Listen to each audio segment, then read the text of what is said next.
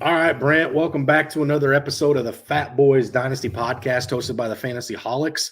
As always, coming at you live on YouTube.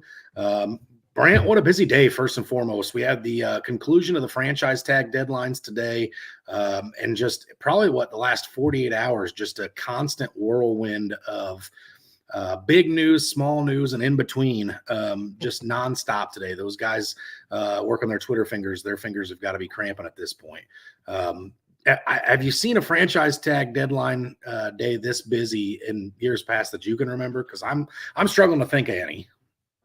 No, I don't think we have this impactful that we saw this offseason with Orlando Brown not getting tagged, and then the multiple other names that did get tagged, which we'll bring up here shortly. But it has a lot to do with the contracts and the money and everything else that everybody wanted to get a deal done because nobody wants to play under the tag anymore, it seems like. So it was a very, very busy 48 hours. Lots of rumors coming out from the combine, lots of tags coming out today, lots of people that I thought were going to get tagged that didn't get tagged. So it definitely was a very, very eventful last 2 days. Yeah, no doubt. Definitely some tags took place that we kind of all saw coming, all thought were going to happen. You know, the Saquons and the Saquons and the Josh Jacobs, and then some others that were a little, kind of almost a little bit shocking. I wasn't really thinking Jacksonville was going to franchise tag Evan Ingram, but here we are. So Brant, what's the biggest takeaway from today's franchise tag deadline day that really just has you excited moving forward? So the one that has me excited moving forward that I'm actually anxious to watch unfold is actually Lamar Jackson, the non-exclusive tag, 2 first-round picks if he happens to move on somewhere else, go to the Ravens, but he gets to seek talking to other teams in order to possibly go to another team. So that's the one that I'm anxious to see unfold. I'll let you pick one or whatever you're anxious to see unfold, but there's one more that I really wanted to talk about. And if you don't happen to hit it, I'll make sure I get into it. Yeah. So first and foremost, I think when you talk about that Lamar deal, it's interesting. I really actually kind of think the Ravens are almost intelligent with how they're doing this. Absolutely. They're letting other teams negotiate for them so they don't have to be the bad guy and say, listen, bub, you're injury prone. I'm not going to pay you all that money, because I just don't see any team out there in the league that's going to come up and say, here, take a blank checkbook. You're worth whatever you want to be worth and call it home. And if that happens, then Baltimore's like, oh, sorry, fans, we could have never paid him that much. And we got 2 first-rounders for it. It's a no lose for Baltimore, honestly. Yeah. You either get somebody who comes up and he agrees to a deal with somebody else and you're like, yeah, I'm going to match that and save money, or he goes and gets an astronomical deal from somebody else and you get 2 first-round picks and say you tried. It's a great situation for Baltimore fan base. Maybe not so much for their offense moving forward. But yeah, definitely a huge deal. Now, as far as my favorite goes, Brant, I am just totally looking forward to this Jacksonville Jaguars offense next year. I said Evan Ingram was the one that I wasn't expecting, but man, keeping that band together for the sake of Trevor Lawrence next year. He gets Calvin Ridley's been reinstated now since our last cast, and gets Evan Ingram back. You got a solid run game really starting to shape up with Travis Etienne. T-Law took some steps this year after, almost going backwards his rookie year just because of Urban Meyer. So definitely super excited to see what happens down in Jacksonville. I think that's going to start to become a very formidable team in the AFC South, and I'm calling it right now. I think they win the division next year. I think Tennessee's on the decline. I think Jacksonville's on the up and up. Houston's a few years away still, and Indy, who knows what's going on in Indy. I said last year going into the season they were a quarterback away, and they're still a quarterback away. So, but Jacksonville, I think they're getting ready to be on the doorstep of having one of those elite quarterbacks. I think Trevor Lawrence has got all the tools to do it, and now he's got all the weapons to prove it. So, time to put up or shut up, I guess, in Jacksonville. I'm excited. Yeah, I am too. I'm extremely excited for T-Law and that offense. I know I have a lot invested in the 3 fantasy leagues that the 3 dynasty / keeper leagues that I'm involved in right now. I'm extremely excited for that offense moving forward. You get T-Law, he gets to keep Evan Ingram, who was a huge part of his step forward this year, and he gets the addition of Calvin Ridley. And you as a Falcons fan, I know that you're excited to see him back, and I'm excited to see Calvin Ridley back. He was one of my favorite wide receivers to watch. when Atlanta was actually on TV. Sorry, I have to take a little shot at you because we're probably not too far off of not being on TV anymore by re-signing old Geno Smith at $35 million. I wasn't gonna take that cheap shot, but yeah, it happened. No, Yeah. the biggest thing I'm excited for is I want Calvin Ridley to come out and just be like Trevor Lawrence's guy, man. I want him to put up 1,500 yards and 10 touchdowns, and just, the Jacksonville Jaguars can't live without him, so they extend him because then Atlanta gets a second round pick next year as well as the fifth round they get this year. So yeah, selfishly, I want Calvin Ridley to be great. I did do some, in the leagues that I owned Calvin Ridley, I was one of the guys that sold off on him. Just didn't buy into the hype necessarily in Jacksonville. Maybe I wish I could get him back. I still like what I got for him, Christian Watson, after a rookie draft. How thirsty I was for Christian Watson last year. So still not upset about that deal, but definitely would be willing to acquire some Calvin Ridley stock in exchange some other places. So you did say you had another one that you wanted to cover real quick. So I do, and I'll actually cover that when I get to the team. I just remembered that I actually have to cover the team. Let's get into what we're covering today. We're covering the East, the AFC, the NFC East. Right. I'm going to start with the NFC East if you're cool with that. That's where I wanted to go, so it works for me. So I'm going to start, and the biggest one to me was the deal getting done with I'm going to start with the New York Giants. Obviously, the deal getting done with Daniel Jones that allowed them to franchise tag Saquon Barkley. Because I honestly wasn't sure they were going to get the deal done, and I thought they were going to have to use their tag on Daniel Jones. And Barkley had the opportunity of walking in free agency, so them able to get it done. Now, I was at work with no access to the internet or Twitter, so I didn't get to see all the feeds throughout the day with it. But the fact that it popped up and they were able to get the deal done, what was it, 160 mil for 4 years? I think it was. Yeah. So what made me really happy was I didn't do my notes prior to the franchise tag being done, or I would have had to be a big old X on here. But yeah, I thought that was great for the Giants. We did see Daniel Jones take a step forward. They got him, like I said, a 4-year deal done, which now only leads in my mind, the biggest free agent coming, or the biggest free agent left that is leaving New York, is Sterling Shepard. And the reason that's so big isn't the fact that he was, huge in the fantasy world. He wasn't, huge for them, but they don't have a receiving core. Like, you got Barkley, and you had that young tight end, Daniel Bellinger, I think his name was. Mm-hmm. And that's really it, because Kenny Galladay's gone. He was a stud. I'll take the shot at myself before you get to. Bellinger, and then Galladay and Shepard both gone, and really what's left there? They do still have Isaiah Hodges too, and I feel like he was pretty damn good down the stretch. So easy to overlook. So I get it, but I don't want him to go on unmentioned, because he was damn good down the stretch. So prior to the tag and the signing, they were $37 million under the cap. I'm not sure, how the figures work out. I'm not the math wizard. I wait and I'll look it up in a few days and have the actual numbers. So they do still have somebody to work with. I know there's not a whole lot of big names out there. Juju, I thought, would have been a great ad for them, but it sounds like him in Kansas City are actually going to end up re-signing there. So that's good for, in my mind. I think Juju, that's great for. But there's you got Lazard out there, you got Gallup probably coming out. There's a few other names that are OBJ coming. Baby. Yeah, OBJ could be coming home. Daniel Jones, in my mind, took a huge step forward with the new coaching staff there. So I'm excited to see what the Giants do. They made playoffs this year. They made some noise in their own division. Obviously, they didn't win it. So like I said, they were $37 million under the cap, so they had some room to work with. And the other thing that shocked me when I was looking this up, 11 draft picks they have, 11. 5 of them being in the first 4 rounds. So they have the opportunity to add some receivers from this class. And we talked about this earlier in the offseason. There are plenty of wide receivers coming out.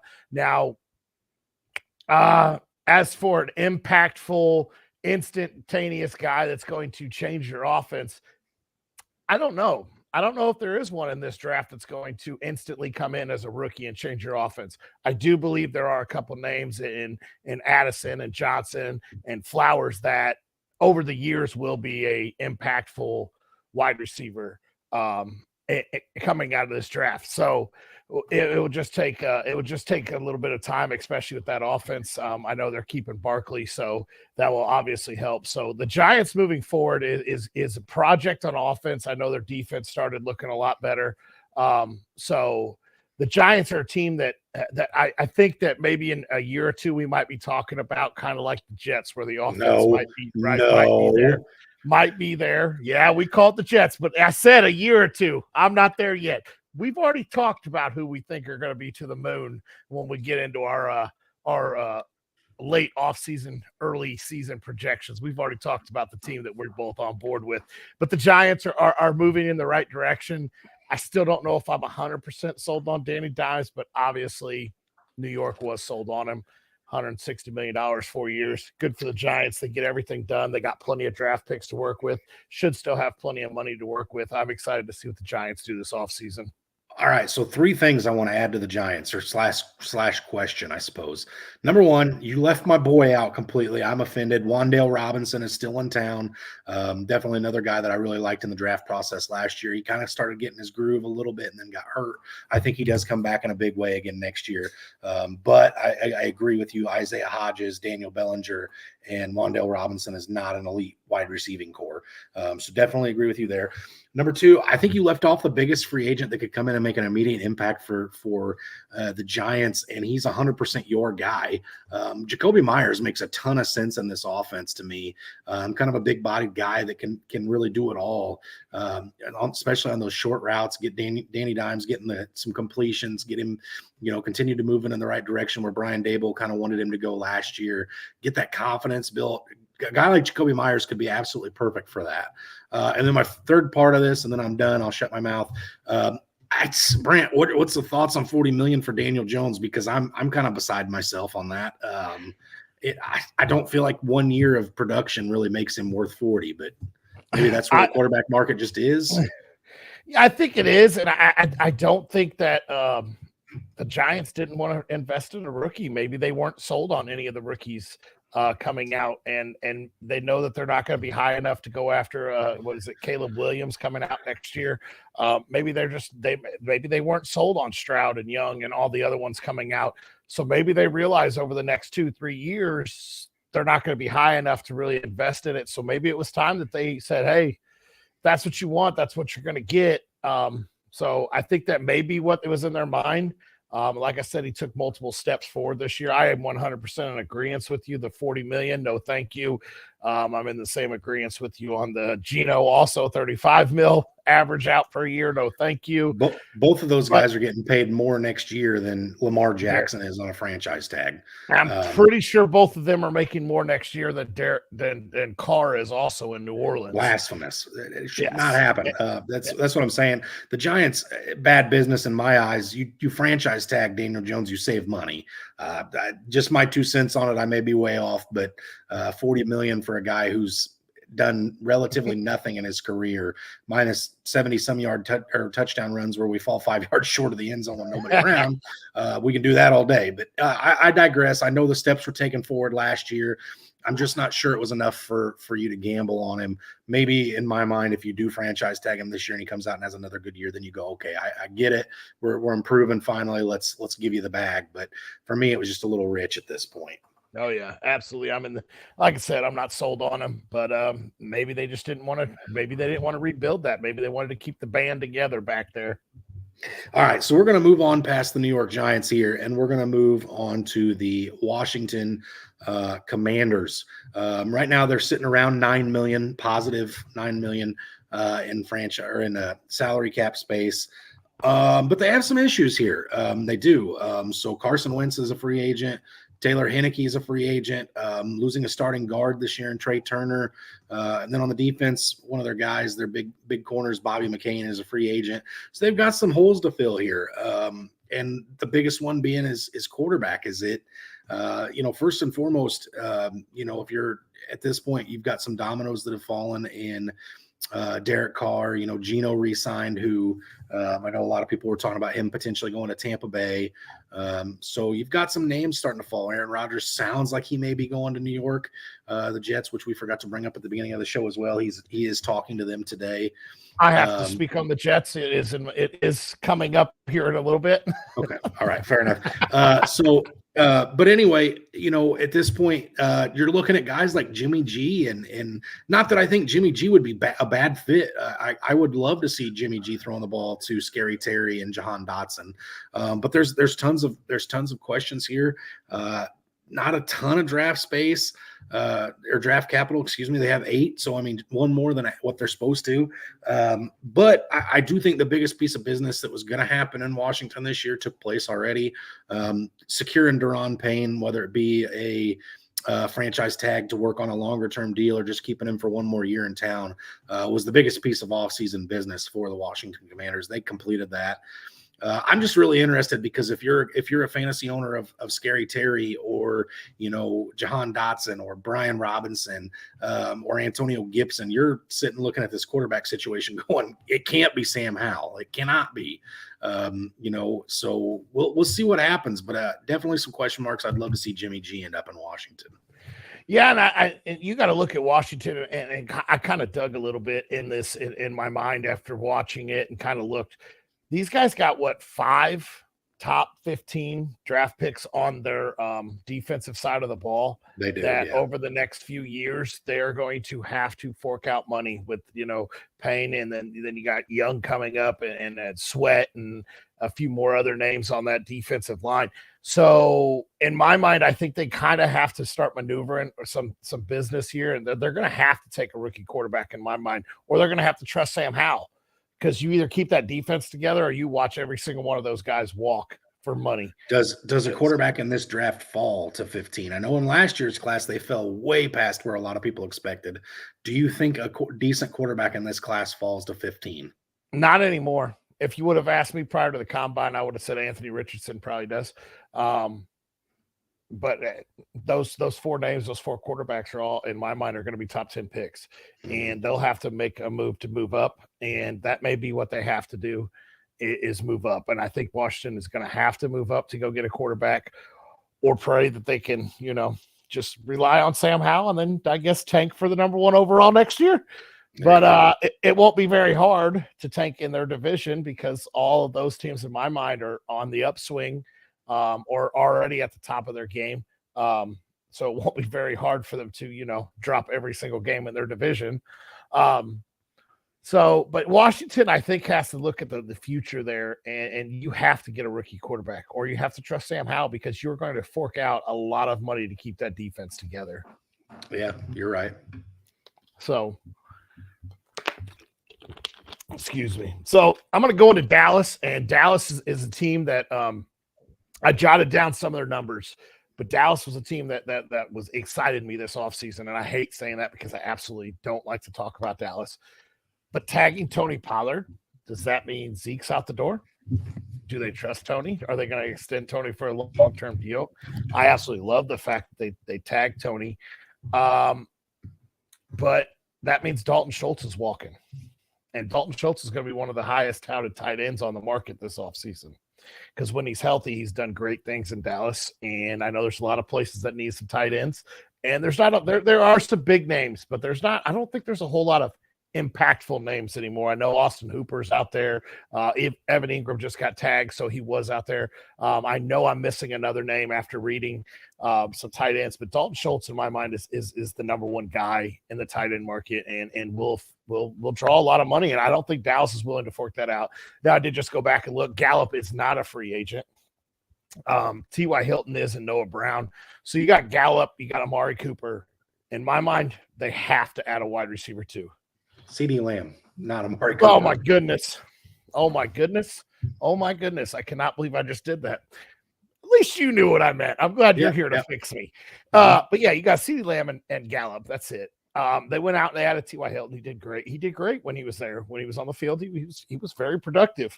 But now you're talking about 9 draft picks, 4 in the first 4 rounds, but you need a tight end. And I do know there are some impactful tight ends. Did you see Washington block the guy out of, Georgia, I think? Um, he moved the whole. He was going to score a touchdown with the ball on his back and pushing the sled to the end zone. So he's going to be a guy to watch shoot up draft boards now. But yeah, Dallas, they're $18 million over the cap, so they don't have a whole lot of wiggle room there. And in my mind, they have to get a true number 2. And this is, I'm going to go a little opinionated right here. And you can bark back at me. We can get into a little debate here. I don't think Dak Prescott's the answer. Dak Prescott this year had shown why he was a 4th-round draft pick. He threw 11 picks in 11 games straight, throwing an interception. I think 6 of those were multiple interception games. He was not doing very well under pressure. They have to add some offensive line help. They have to add a wide receiver too. They have to add a tight end. The defense is on the uptick, so I absolutely love what they're doing with the defense. Dan Quinn staying there. I don't think firing Kellen Moore was the right answer either. I think that man was I think you give him a little bit better quarterback, and I think that offense could have skyrocketed. CeeDee Lamb is amazing when he's out there. And I really think, the addition of a wide receiver too this offseason, I think Lazard is a great fit there. I really do. I think Lazard and CeeDee Lamb would be great. Then you invest, one of your top 2 draft picks in a tight end, and then you just try to stack that offensive line. And I think Dallas would be on the uptick. I think Dallas will be 2nd place in their division for years to come. As I think they'll split with New York almost every single year, and they'll go 2-0 against Washington because we just went over that with what Washington should be doing. But yeah, Dallas, in my mind, I'm a little opinionated on it. I think Zeke's out the door. I really do. I think Zeke's gone. I don't think there's a whole lot left in the tank. I think Jerry Jones is going to cut ties with them and save a little bit of money. Dallas is a team it's going to be interesting to see what they do. They always seem to be it's our year type team, but then fall flat on their face in the playoffs. And I don't see how they don't fall flat on their face again. But it would be interesting to see what they do. Yeah. So first thing, can't believe you just said, Dallas and Jerry Jones potentially worried about saving money. When has Jerry Jones ever cared? That man wipes his butt with money. But yeah, I see the scapegoating of Dak. I can't even call it a scapegoat because he was horrible last year. But his wideouts, there was some, if you go back and look at that stretch of 11 games, some of those wideouts, even CeeDee Lamb, they're hitting him right in the hands, or Dalton Schultz, and they're just bouncing right off of these guys that I would consider to be elite pass catchers, and it's just going, bad bounces.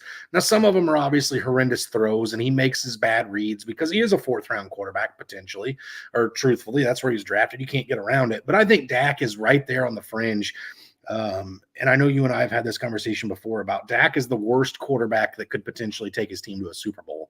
If you look at the year prior where he got hurt, he was, putting up those numbers where we were like, yeah, he has to do that because the defense can't stop anybody. Well, now the defense can stop him. We need the offense to put up 24 points a game. And I think the blatant obvious answer for me is OBJ. I think OBJ ends up in Dallas.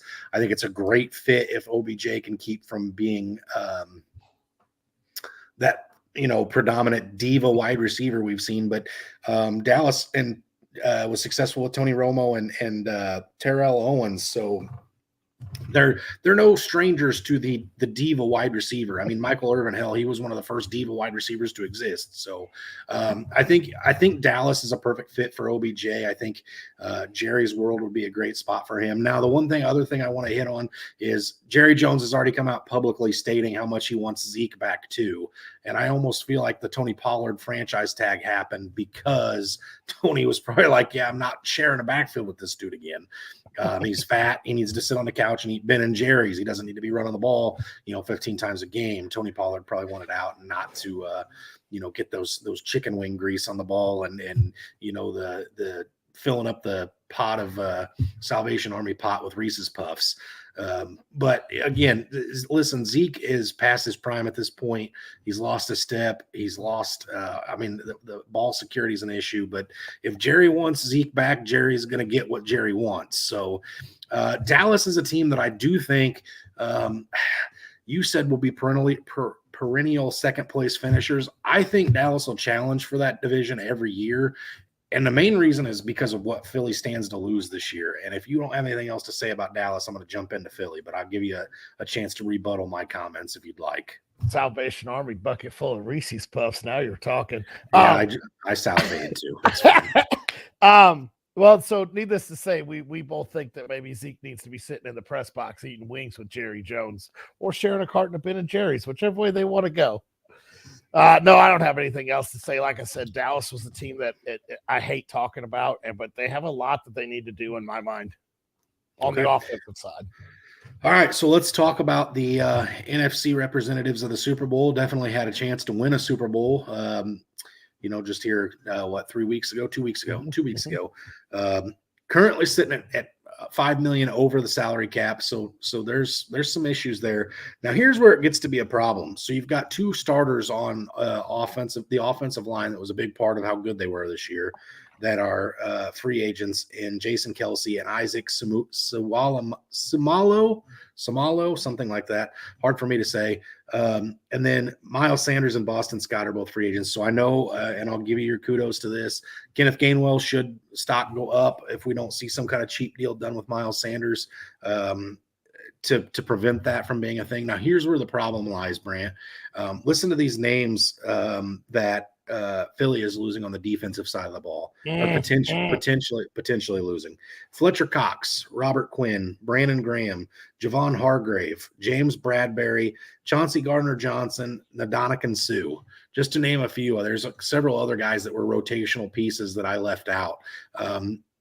With $5 million negative, I mean, obviously, Tampa Bay and New Orleans, how the hell did New Orleans get the Derek Carr deal done, first of all, with where their salary cap was? I don't understand. Why do we have a salary cap if we can just, go hundreds of millions past it? Anyway, I digress. But there is a lot of big names in this defense, and you could see, with the exception of maybe those guys on the offensive line, but you could see James Bradbury and Chauncey Gardner-Johnson both say, hey, I want to test free agency, see if I can go get the bag someplace else. Whereas, yeah, I could take a discount to try to bring the band back and try to get back, but sometimes that doesn't work out. Like, look at the Rams, so definitely interested to see, or it's going to be interesting to see how Philadelphia manages to piece this defense back together, just because of how many big names there are. And again, that offense takes a stumble back in my mind with the two starters on offensive line, and your guys, Miles Sanders and Boston Scott, had a pretty good sized role, especially down the stretch. So it'll be interesting to see if they're able to get back. Now, the one thing that's kind of a saving grace for them is they only have 6 draft picks, but they have 2 first rounders, and they have 4 picks inside the top 100. So they should be able to recoup some talent as far as the draft goes. But, man, that defense is going to look completely different next year. Even if you can get 2 or 3 of those guys back, it's going to be a completely different fit. So it'll be really interesting to see what Philly looks like next year. Yeah, Philly, in my mind, we talked about this preseason last year, and y'all called me a little crazy when I said they were going to get to 13 wins. Philly bought their team, in my mind. They priced it to win. We saw that the last 3 years. 2 out of the 3 years it worked. Tampa Bay bought their team to win. The Rams bought their team to win. Patrick Mahomes said, I don't care if you bought your team, I'm buying myself another ring. So 2 out of the last 3 years we saw that. And you're right. They're going to be at some cap issues. They're going to have a tough time bringing all that band back together. I know Ndamukong Suh was a late team when injuries hit. But yeah, that defense is going to look a lot different. So I don't know. Philly will be interesting. I absolutely laugh every time I look at mock drafts. Almost every single mock I've seen, I know I hate talking about mocks, but every single one I see, it's either Robinson or Gibbs going to Philly, which means it's like, really? I would probably bring Sanders back on a cheap deal and try to build my defense. So they'll be interesting. As long as they have Hurts, Brown, and Smith there, and Goddard, I think the offense can hang points. But can you really hang that many points if your defense can't stop nobody? They got lucky this year with, how good their defense was. So it'll be interesting to see what they do. Absolutely. And again, This is not to say that they can't stretch this to 50 million negative and run it back for this year, but at some point, dominoes are going to fall and things are going to happen and there's going to be a fallout. That's why I say I'm not sure I'm ready to write Dallas off as the perennial second place team. I think Dallas is more a threat to this division than Washington or the Giants are at this point. I know Brian Dable had those Giants looking good last year, but I'm just I wasn't a Daniel Jones believer when he came out of Duke. I'm not a Daniel Jones believer now. Maybe much in the way as I have with other things here in the recent past. I'll be pulling my foot out of my mouth on the Daniel Jones thing, but I just think it's going to be a two-team race between the Eagles and the Cowboys most years here. But if the Eagles can't do enough to put the same team back together from last year, you could see a slouch. Now, granted, I do want to say, too, that I think when Jason Kelce, if he comes back for this year or not, he's 35 years of age. He's going to be 36 in the middle point of next season. What does he have left to prove? He's got a Super Bowl win. He lost to his brother. Like, it stinks, but he leaves. That's going to be a massive, massive loss for that offensive line. So if he doesn't come back this year, even if you draft a good center, it's going to be a downgrade over Jason Kelce at his age. So definitely worth noting there. So I think Jason Kelce could have a huge impact on Jalen Hurts too. So something to monitor there and keep your eye on as well. Not saying go out and panic sell Jalen Hurts or anything of that nature. Just simply stating that, potentially maybe some of those run lanes go away. Jason Kelce knows Jalen Hurts and there's a rapport built there. So just something to be mindful of. So, AFC East, let's do it. You want to start us off with one of your two teams there? Yeah, I'm going to go with the New York Jets. And the first thing I've written down is health has been an issue with them. Their quarterback or former quarterback or current whatever we call Zach Wilson as of right now, could never stay healthy. I know Garrett Wilson got banged up. They lost Breece Hall for the year. He's on a good track to be back for training. I think it's training camp was the last I read. They've lost offensive linemen. Health has been a huge issue for the Jets, and you and me talked about it this last offseason. It was Jets to the moon, and I think that was very well. We saw Elijah Moore step in. Garrett Wilson was great. Breece Hall was great. The biggest names that I saw them losing in free agency on the offensive side was James Robinson and Ty Johnson were the biggest names I saw them losing. That leaves Breece Hall, I think, about the only real impactful running back on their roster. I know they had Bam Knight made some big plays, but I'm pretty sure that guy was an undrafted rookie. But guess what? We did see James Robinson make the most out of being an undrafted rookie. So maybe Bam is the next James Robinson, Arian Foster, wherever you want to put that category. So they missed out on the Carr sweepstakes, as you alluded to just a little while ago. They are in talks with Aaron Rodgers or have been granted permission to speak to Rodgers. So I think that's something to watch out for. Opinionated coming. Does he really follow exactly what Brett Favre does? Go from Green Bay to the Jets to end up in Minnesota. Just follow the same. But I don't know. Rodgers, in my mind, upgrades that team so much. You get a veteran quarterback with that youthful core that they have, and I absolutely love what the Jets could do this next offseason. But that's if Rodgers goes there. I'm not sure who's going to be at the helm if Rodgers doesn't go there. They own the 13th overall pick in all 6 rounds. 1 through 6 is what they own. It's the 13th overall pick in all 6 rounds. So I don't think there's a quarterback going to be sitting there. We just talked about that in the with the other teams that we just hit with the Commanders. So yeah, I don't see them being a player and a quarterback. Their defense looked solid. I'm not going to say it looked great. It did look solid at times. Their offensive line is young. As long as they can stay healthy, that's going to be a great anchor for their team. Like I said, they have to get a quarterback, and in my mind, a veteran quarterback to help lead this young core that they have is what they need. They have, I think they're just under the cap. Apparently I skipped this one when I did the cap. So let me pull it up real fast while I keep going. they're going to be a team that's going to be fun to watch. They are, not even $1 million under or over the cap, so they've got plenty of wiggle room to build something else. Cut a few players, get money back. They're like $525,000 over the cap, so not a whole lot of issues. The Jets have to look to add a second running back, really, in my mind. On their offensive side, I love their receiving core. I think they need to add. I don't think they need to. I think it would behoove them to add another wide receiver on the outside to allow Moore to move more freely in the slot. Garrett Wilson was dominant in my mind when, Zach Wilson wasn't throwing him the ball. He was dominant. Zach Wilson's the downfall of that team, and I think Zach Wilson's got to go somewhere. Give him a change of scenery. Let the man at least give a chance. I just don't think the Jets and that offense is where it's going to be. With Salah there, I think the defense is only going to move up. He was a great defensive-minded coach there in San Francisco prior to going there, so I absolutely love their defense. And you got a great young captain, anchor, and Sauce Gardner there. I don't care what he said about Pete; he's still an amazing player.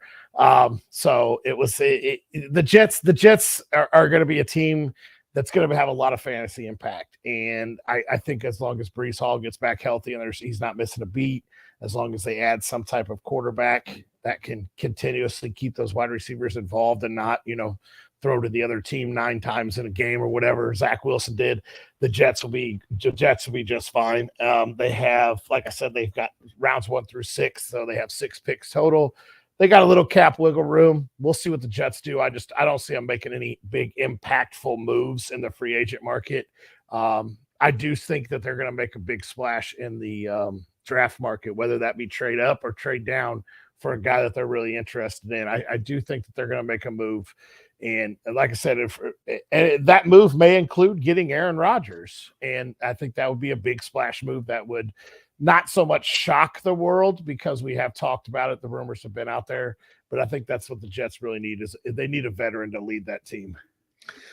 Yeah, so I don't think it's necessarily Aaron Rodgers or bust for the New York Jets as it's being kind of almost everywhere. It's New York, or it's Aaron Rodgers or Zach Wilson. I don't think that's the case. I think what you're going to see out of this New York Jets front office is everybody knows you got to have a quarterback in the AFC to contend, right? In the NFC, not so much. You really don't have to.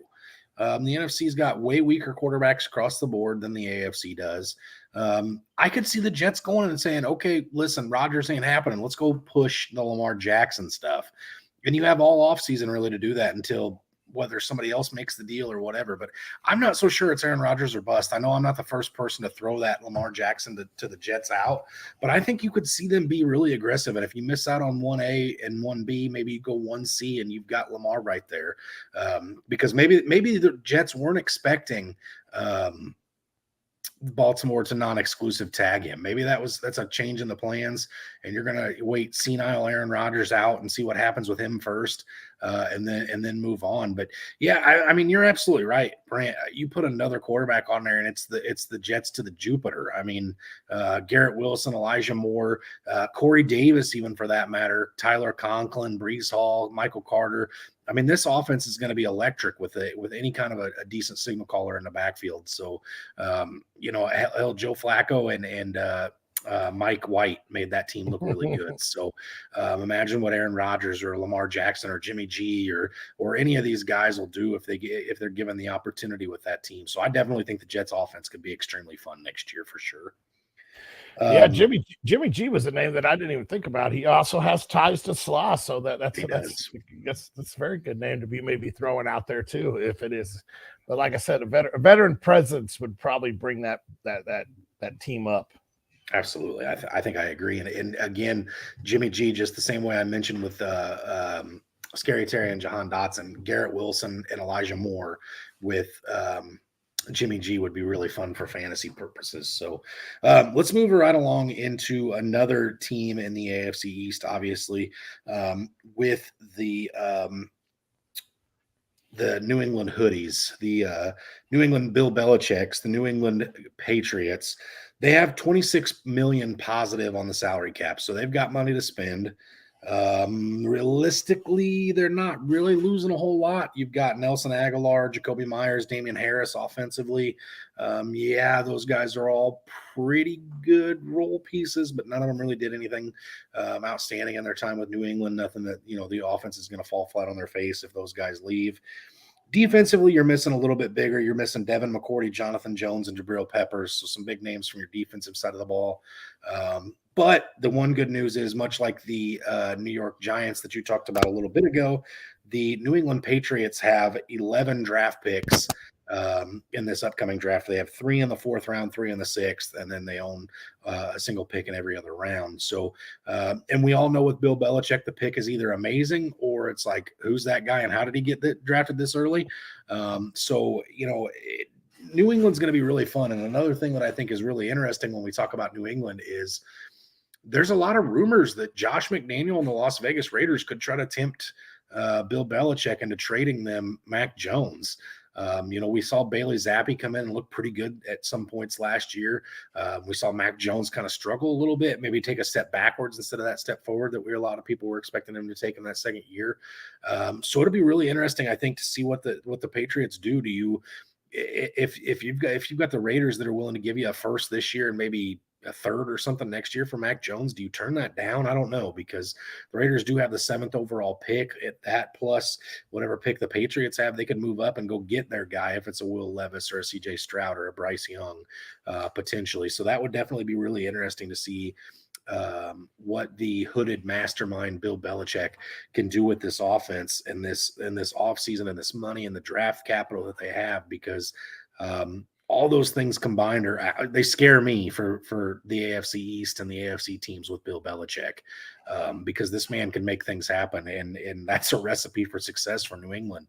The first thing I want to say too is I think Damian Harris being allowed to touch free agency and a deal not getting done. Not that I ever expected them to franchise tag Damian Harris, but not even having something like close at this point just makes me even more reassured for Ramondre Stevenson next year. The only other news that's really come out is they're contemplating cutting Jonnu Smith, because whoever thought, signing 2 huge tight ends in the same year together was going to be great. I know none of us did. I know Brand is in a dynasty league where you owned Hunter Henry. You were not looking forward to them signing them together, and it didn't work. It was cool. They tried it, whatever. Time to go get some wide receivers, Bill, because you don't have one. And I'm not so certain that I think Tyquan Thornton's one right now. So, the only thing I have to add with the New England Patriots is, yes, that is very scary to give Belichick some things to move. Belichick might be low-key under the radar, just going to go grab Jimmy G and bring him back home. Could be. He already knows his playbook. We hear all the time about how difficult the New England playbook is. Jimmy G had some success in New England. Now he's got plenty of other years under his belt. You could see him being the small player in the Jimmy G pool to bring in, to mentor those 2 young ones, to see which one he wants to, I don't want to say move forward with, because how many years does Belichick still have? Is he going to be an ageless wonder like Tom Brady was, and just all of a sudden he's, still going 75 years in coaching? But they have to add some type of weaponry for that offense. Belichick always has a good defense, or a very solid defense. He is very good at game planning with what he has on the defensive side. The offensive side has not looked the greatest over the last few years. I see them being maybe a player in the Jimmy G market. Other than that, he's going to have to figure out what he has in camp with Jones and Zappi. But other than that, they have to add some weaponry. I think Stevenson will be great in the backfield with a great compliment in Pierre Strong. I don't think they are a player with any part of running backs right now. Like you alluded to, they're going to probably part ways with Jonnu Smith. So maybe Hunter Henry gets more involved. He's going to get a lot more involved if they don't add a wide receiver. I think, you got Thornton and Henry and Kendrick Bourne's still there, I think. That's About it. So they right now in my mind are not as scary, But Belichick is still at the helm, so they do have some scariness to them. Now let's go to the winner of that division this past year, and the Buffalo Bills. And the biggest thing in my mind they need is a 3-down back. And they may have that. They may actually have that in James Cook. But the last 3 years they have spent a top 3 draft pick, 3rd-round draft pick or higher on a running back. Singletary's out the door this year in free agency. He's him and Sefford, the guard. I know I just butchered that name because I couldn't read my own writing. Are both out the door. Those are the biggest names on offense, I think, are out the door. The 2 biggest names in the secondary are Pryor and Shaq Lawson are both out the door in free agency. They have 6 picks in this draft this year. I would not be surprised to see them use one of those picks on a wide receiver or a running back. In my mind, they have to get something to complement Stephon Diggs. Gabe Davis experience, worked in the playoffs for a little bit. The Isaiah McKenzie experience, worked a little bit. But neither one can be consistent enough to be that complementary piece to Stephon Diggs. And we saw what happens when they blanket Stephon Diggs. They just can't win without him. You have to get a complimentary piece for that man. He is explosive. Look what he did with Adam Thielen. Look what he did when Cole Beasley and Gabe Davis and Isaiah McKenzie were having those great games. He's explosive. Ooh, I'm starting to stutter here. But you have to get a consistent complimentary piece for him. I absolutely love Cook in the backfield. I would hate to see them, draft another running back and try this experience again because we've already seen him move on from Zach Moss. We've already seen him move on from Singletary. So now it's Cook on there, and Nyheim Hines, I think, is still there. So we'll just have to wait and see what happens there. They're $17 million over the cap, so they can move some pieces around to maybe make a little splash in free agency, but I don't know how much they're going to do. A team's been right there over the last few years. They're just right there, just can't get over that Kansas City hump or the Cincinnati Bengal hump. It would be interesting to see what the Bills do. I think that they're going to be contending again. As long as you have Josh Allen behind the center there, I think you are going to compete in most games. So it will be interesting to see what the Bills do. Like I said, they don't have much cap room. This offseason, like I said, the biggest thing in my mind that they have to add on offense is they have to add that complimentary piece. If you don't, Diggs is going to continue to get frustrated. We've seen it, the last 2 years where he's irritated at the end of the season because he gets blanketed in the playoffs. When you get that team that knows what they're doing, you get that coaching staff that knows how to irritate that number one wideout, but you don't have anything else that can help out. What are you supposed to do? You got Josh Allen just trying to run the ball down their throat. That doesn't work completely all the time. So I know it works and looks great for fantasy and everything else, but that can't be good on your quarterback. And I don't care how big you are. We saw Cam Newton go down like a bag full of bricks too, and Josh Allen could too. And if he goes down, that team goes completely downhill.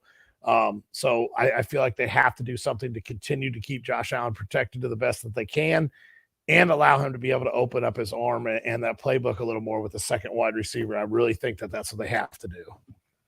Yeah, I think personally, I'd like to see Dawson Knox get more of a chance at the playbook and see maybe if he can emerge as that, second real threat in that pass catching room there, and then let those guys like Isaiah McKenzie and Gabe Davis be the complementary piece. I think a lot of people have kind of been, on pins and needles thinking that may happen one of the last 2 years, and it hasn't with Dawson Knox yet. So, maybe it's just not part of he's not going to be part of the playbook there potentially. So, yeah, I think if that's going to be the case, you got to go out and get another wide receiver. I'm not sure that there's a name that exists in free agency that's quite big enough. I mean, a guy like Robert Woods coming back to Buffalo, a team that he was drafted by, could be an interesting fit.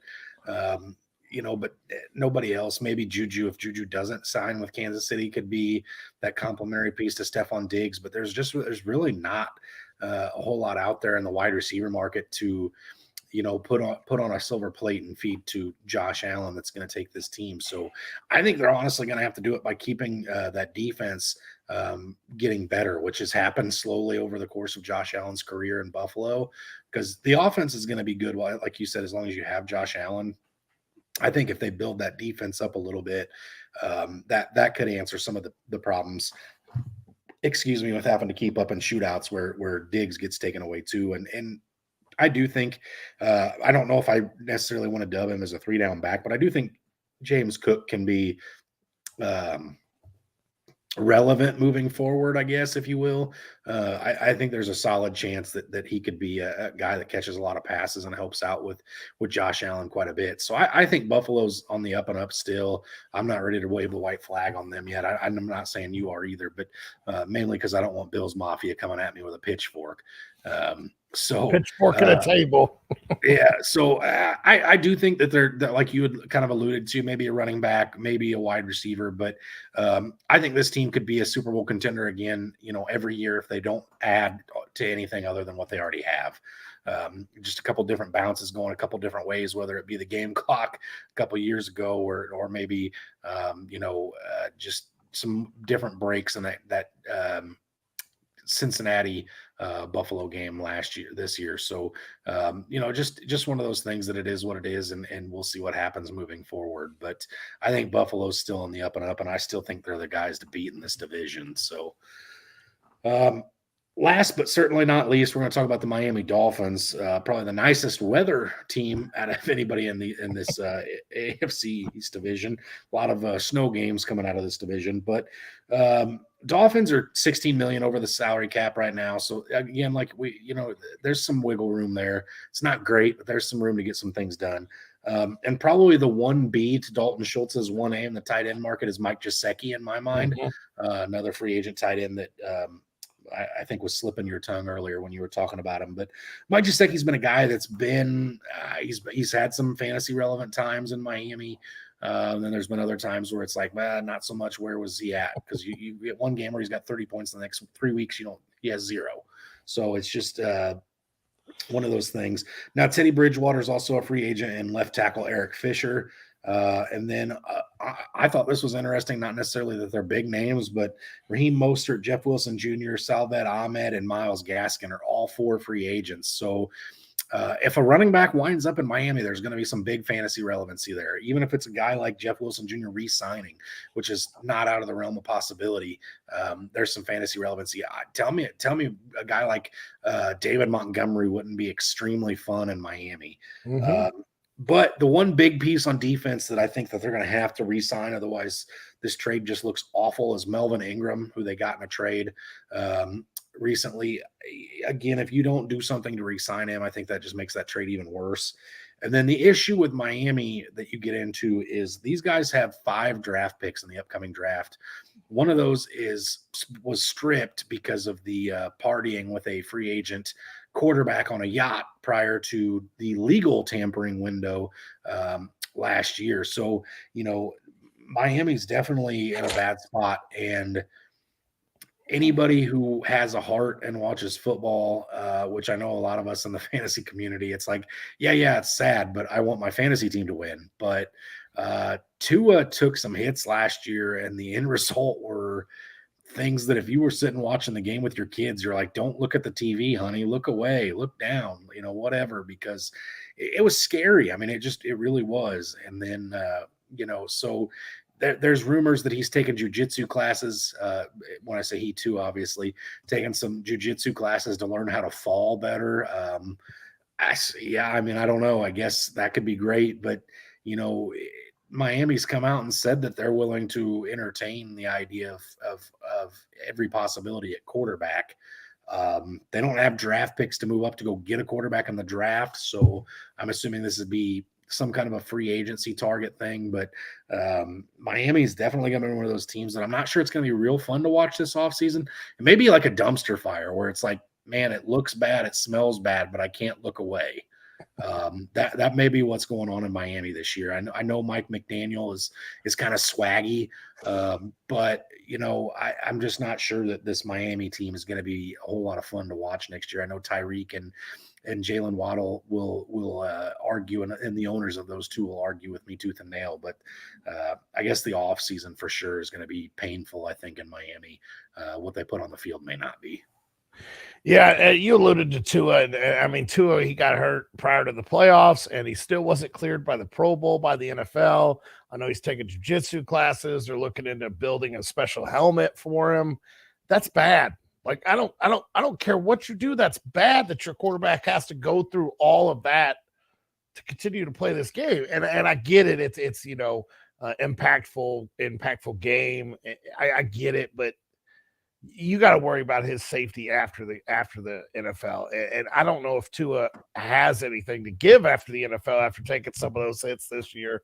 So I think it is time to move on. And I hate saying that as a Tyreek owner.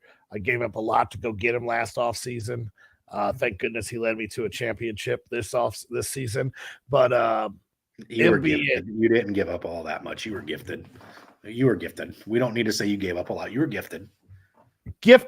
We're not going to get into it. I gave up multiple first-round draft picks. Tyreek Hill and Travis Etienne for 2 first-round picks. 2. That's multiple.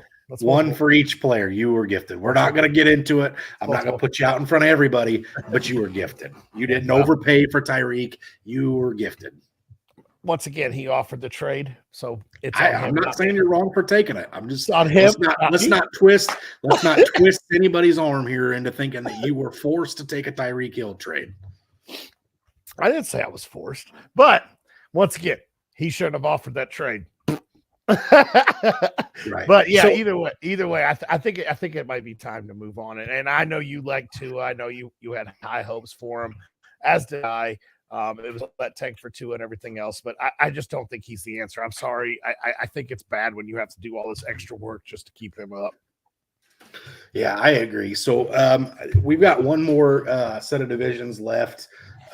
So next week we'll get into the AFC and NFC North, some fun teams to talk about there. And then we'll, that'll tie a bow on this whole series that we've done here. And then we can get back into doing some of the fun stuff.